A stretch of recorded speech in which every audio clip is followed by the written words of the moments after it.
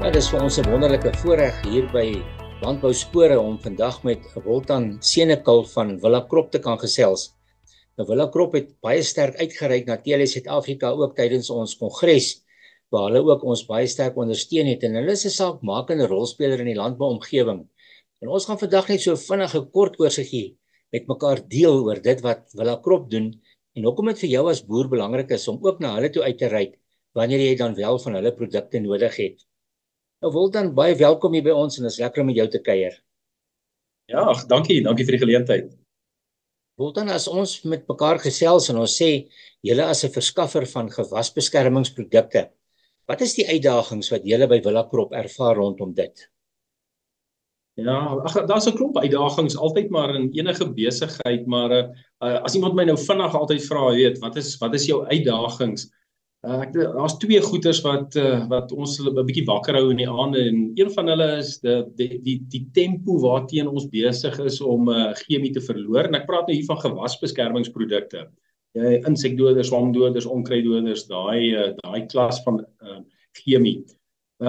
Hierdie chemie wat ons besig is om te verloor is absoluut verbruikersdruk. Die huisvrou daarso buite wat sê sy wil haar geproduseerde produkte op hierdie manier en op daardie manier hê, geen residue nie, so baie sterk vereistes wat besig is om in te kom in die mark, wat dit moeilik maak vir 'n produsent. Ek meen, hy sit aan die ander kant, hy moet peste en pla beveg en produksie lewer en aan die ander kant moet hy 'n kliënt tevrede hou. En ons is in die middel besig om te probeer om al hierdie dinge moontlik te maak vir albei kante. So ja, die verlies aan chemie is vir ons 'n kwessie wat 'n ou bekommerd maak. Maar dan ook ietsie wat ek sien in die veld gereeld is die gebruik van die bestaande chemie wat ons het. Ek dink partykeer ek wil nie die woord onverantwoordelik gebruik nie, maar ek dink nie daar's baie kere genoeg ontsag oor die manier hoe ons hierdie chemie gebruik nie. En dit gaan oor die omgewing, maar ook om miskien dalk 'n bietjie meer by die etiketvoorskrifte te bly. Nou, wat bedoel ek nou met hierdie goeters? Ons het hierdie afgelope paar jaar het ek begin sien snywurm, veral in die graanproduserende gebiede, snywurms wat begin inkom en ons sukkel verskriklik om hulle uitgeroei te kry. En so sit ons met misbredie. Ek dink die boere wat misbreedies op sy plaas het, sal presies weet van wat ek praat. Kraalhanse was voorheen 'n kwessie geweest, maar ek sê misbredie is nou die ouetjie waarmee ons sukkel. En dit gaan oor alles oor die manier hoe ons chemie gebruik, want daar's besig om toleransie onder hierdie peste en pla in te kom en selfs weerstand besig om in te kom. En 'n mens kan dit seker nou nie net toeskryf vir 100% aan chemiese gebruik of vir nie reg gebruik nie, maar dit is baie groot bydrae. So die werkie wat ons doen daarso buite, ons hou aan vir die ouens sê, kom ons kyk mooi na ons toedienings, kom ons spuit die dosisse op die etikette, kom ons hou by die etiketvoorskrifte. Maar nou wil ek sommer so in daai selfe asem sê, ek het baie simpatie vir 'n boer. Dit is maklik vir ons om op 'n etiket te sê, as jou misbredie 6 blare is, nou moet jy hom spuit. Hier by ons in die Vrystaat, die Wes-Transvaal, hierdie onkruide kom op wanneer hulle wil en nie eweredig soos wat hulle wil nie. Die ouens het ook maar hulle uitdagings, maar my beroep dink ek op die industrie en veral op ons boere is, kom ons probeer hou by die voorskrifte van jou landbouchemiese adviseur en dit wat die etikette sê. En dan laastens, miskien dalk ietsie wat meer oor opgewonde is oor ons industrie is biologies wat inkom, maar hy kom ook met sy uitdagings. Dis deesdae die gonswoord is biologies en organies en groen. Maar dis nie so maklik nie. Ek dink dit is 'n baie meer holistiese benadering wat 'n ou nodig het om biologies of sterk organies te gaan.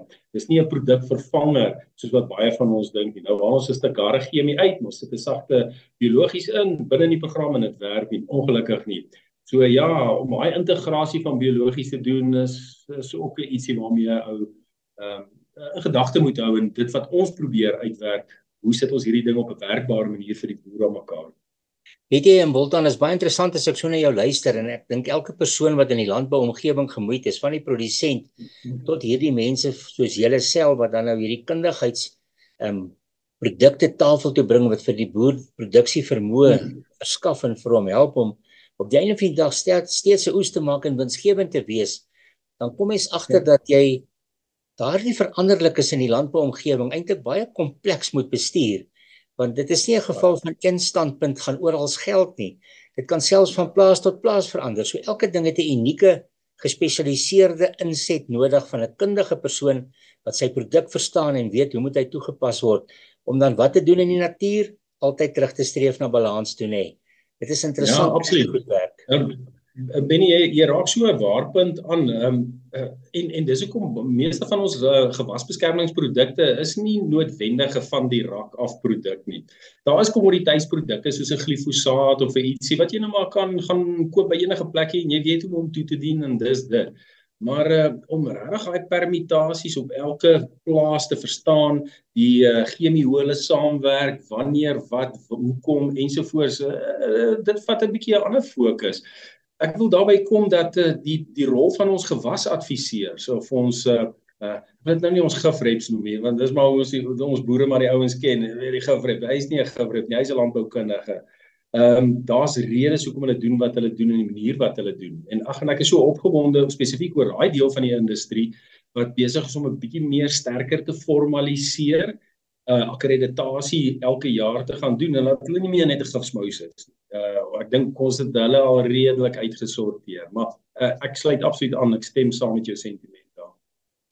Weet jy wel dan, dit is eintlik wonderlik altyd as 'n mens hierdie aspekte met mekaar kan gesprek voer oor daar rondom die braaivleisvuur of rondom 'n koppie koffie en jy begin soekend raak oor wat is daai beste oplossing, jy weet, ten opsigte van die pad vorentoe.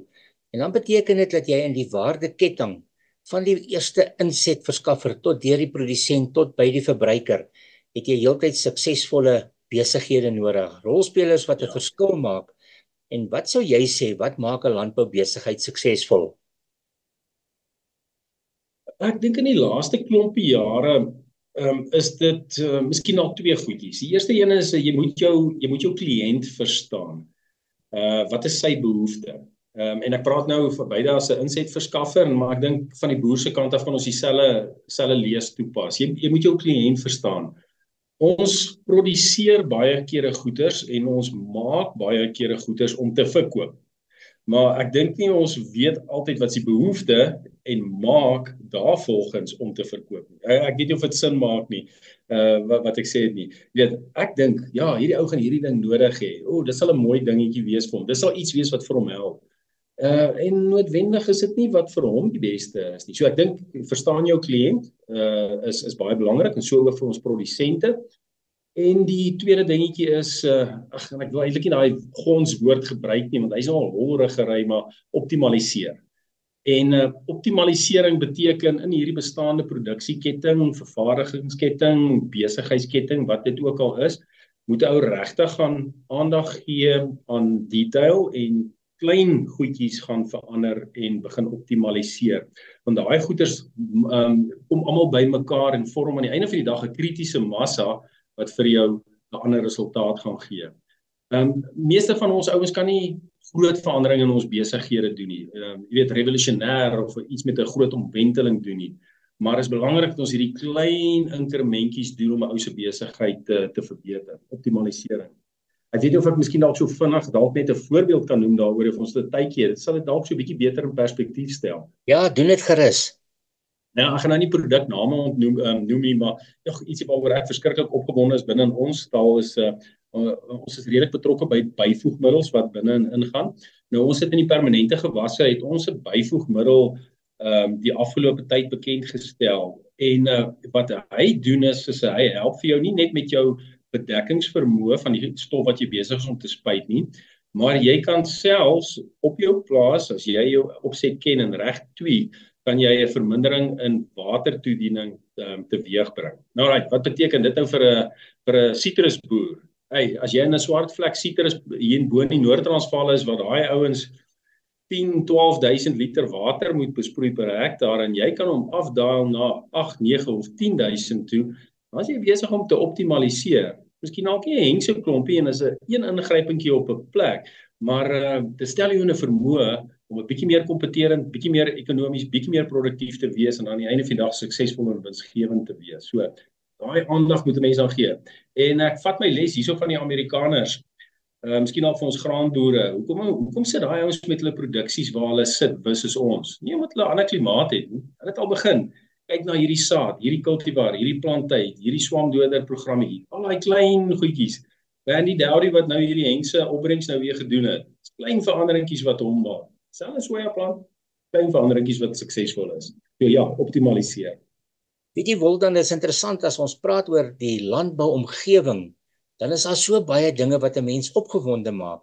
En ek is redelik seker dat julle in julle organisasie by Villa Krop, dat julle ook dit ervaar. Wat is die dinge wat jou in landbou opgewonde maak vir die pad vorentoe? Ja, ek dink die ding wat die vinnigste by my opkom is landbou het amper weer 'n seksie industrie begin word of 'n sektor in die ekonomie geword. En hoekom ek dit sê is mense kan sien hoeveel jong mense en die diversiteit van jong mense wat besig is om in die landbousektor betrokke te raak. En in alle vlakke, jy weet, kommersiële kant, produksiekant, al die sektore van landbou. As ek vat in Villa en ek sien dit by baie van die ander maatskappye ook, hoeveel onder 30s is kom in, soveel baie meer as wat daar voorheen was. En as 'n mens gaan kyk na die geslagsverspreiding daarso, dit is baie naby in sekere plekke aan 50-50. En weet jy wat, dis nie kwotas wat ons jaag nie. Hierdie goeders kom absoluut natuurlik. Ek meen in my span self in die bemarkingskant is omtrent 20% dames en hy fluktueer so op en af. En dis nou maar met ons maar 'n bietjie met 'n klomp harde boere werk daar buite, jy weet ons het 'n bietjie manne met baard nodig, maar daar is verskriklik baie dames wat besig is om in hierdie tradisionele mans landbouomgewing in te beweeg. Nie net in 'n kantoor nie. En nie net in Suid-Afrika nie. Ek kyk na my Amerikaanse kollegas en hulle werk nou, ek het die voorreg gehad om 'n bietjie in Mexico en in Brazil te gewees het. En selfs daar, die verspreiding tussen of die verhouding van mans, vrouens, jong mense onder 30 binne in daai landbouorganisasies is opvallend. Toe ek in Brazil by die een koöperasie was en toe sit daar so 'n spannetjie wat kyk na toediening en die manier hoe die ouens hulle chemie toedien. En daai bestuursgroep van 5 mense was 3 van hulle vrouens gewees onder 30. En ek sê, ek het 'n paar dinge geleer en gehoor daarso by hulle. Goeie, suksesvolle, gefokuste, gedrewe ouetjies wat weet waarvan hulle praat. In Mexico, van daai landboukundige dames daarso, alles opgehad. Ek sê vir jou sê, jy kan nie glo nie. So ja, dit maak my definitief opgewonde. So ouens was bekommerd landbou gaan oud en muf word, en dis net 'n klomp ou manne. Nee. Daar is 'n klomp jong mense met nuwe planne wat inkom en ek is spyt, ek is nie so 10, 15 jaar jonger nie. Okay, dit sal moet 20 of 30 wees. Nee, Woldan, ek hoor jou. Nee, dit klink baie positief en mense is dankbaar daaroor. Ek dink dit dat almal in die wêreld en in Suid-Afrika dink ek meer mense dit dalk besef dat die grootste bate wat 'n land kan hê, is suksesvolle produserende boere. Want vat die kos van die tafel af weg en wat is die chaos wat dan gaan losbars? En daarom is hierdie ding wat jy nou vir my gesê het oor die jong mense wat terugkom en inkom en hulle kan bring en die goeie dinamika wat ons ervaar ten opsigte van navorsing en produkontwikkeling is dan daardie goed wat seker gaan maak dat ons op die einde van die dag 'n vooruitstrevende landbouomgewing het wat optimaal produseer soos wat dit moontlik is en daaroor is mens baie dankbaar. Nee, dis wonderlik. Ja, ek meen landbou dis so 'n edel omgewing om in te werk. Is dit nie? Ek meen, ja, baie opgewonde. Weet jy wel, dan is baie interessant as jy so praat. Ek sit terug en dink as 'n ou nou lees in die geskiedenisskrifte van landbou en landbouontwikkeling. Daar aan die begin van die vorige eeu, dink ek het ons regering daai jare 'n baie belangrike ding gedoen. Hy het baie goeie navorsingstafel toegebring, maar ook landbouvoorligtingsbeamptes daaraan gekoppel. Daai mense was spesialiste en dit het ongelukkig in ons land vervaag en daardie rol word deur instansies soos julle vandag gespeel.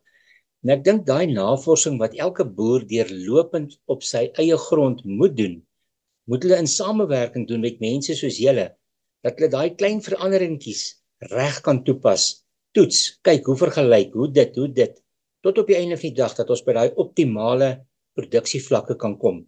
Maar altyd dit nog steeds nastreef dat ons weet die einde van die dag maak die ding wat saak maak is winsgewendheid. Maar dit beteken jy gaan jou hulpbron bestuur, jy gaan seker maak dat jy optimaal produksievlakke het, insetkoste so goed as moontlik bestuur, maar om by winsgewend uit te kom, moet jy seker maak daar is ten minste 'n oes. So jy moet hom ook reg bestuur.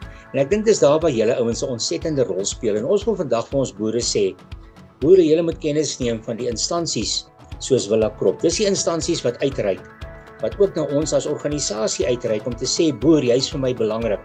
En daarom is julle vir ons ook belangrik. En ons wil vir julle dankie sê vir daardie rol wat julle speel om ook 'n verskil te maak in die landbouomgewing, sodat ons landbou kan leef, sodat Suid-Afrika kan leef. Van my kant wil ek vir jou sê baie dankie Wiltan vir dit wat julle doen. Ons het groot waardering.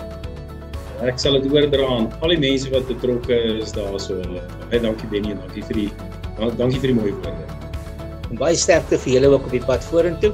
Mag dit met julle goed gaan, dat julle dan ook een van daai besighede is wat ons vra, wanneer is 'n landboubesigheid suksesvol, dan kan ons sê gaan kyk hoe lyk julle organisasie. Dis belangrik.